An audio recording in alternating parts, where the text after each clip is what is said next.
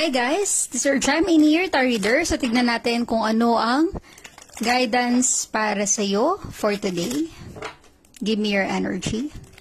Ano ang gustong iparating sa iyo ng ating cards sa ngayon? Give me your energy.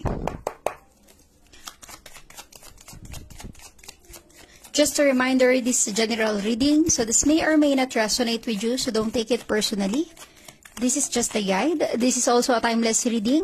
Kung sakali na mapanood mo to sa ibang panahon at sa ibang pagkakataon, possible na nakatadhanang mapanood mo ang reading na ito. Okay?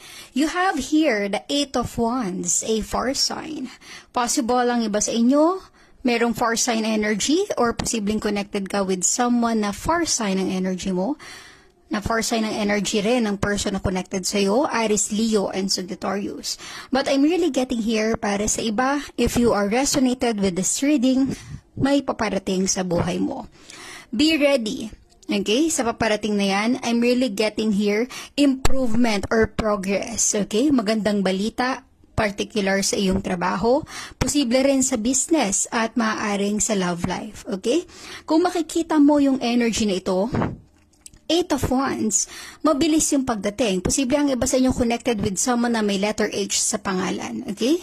Resonate as it is.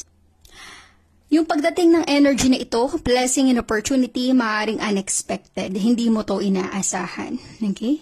And also, 8 number is some kind of a lucky energy. This is some kind of a blessing and opportunity na magbibigay ng progress sa buhay mo. Improvement sa buhay mo. Okay?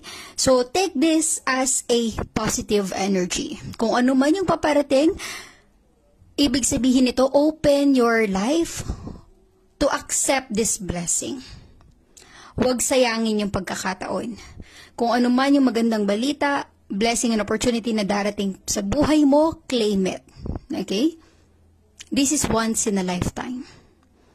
I'm really getting here, maaaring para sa iba, matagal mo na itong inaantay. Posibleng matagal mo nang pinagdarasal na dumating itong moment na ito, na dumating sa buhay mo. Matagal mo na itong hinihiling, pinagdarasal. And then finally, 8 of Wands. Paparating na ito, posible para sa iba, unexpected ang pagdating.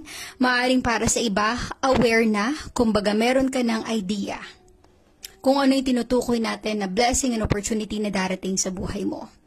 Okay? Claim this chance, claim this energy. This is a great news for you. Please like, share, comment, and follow my page for more videos like this. Have a great day.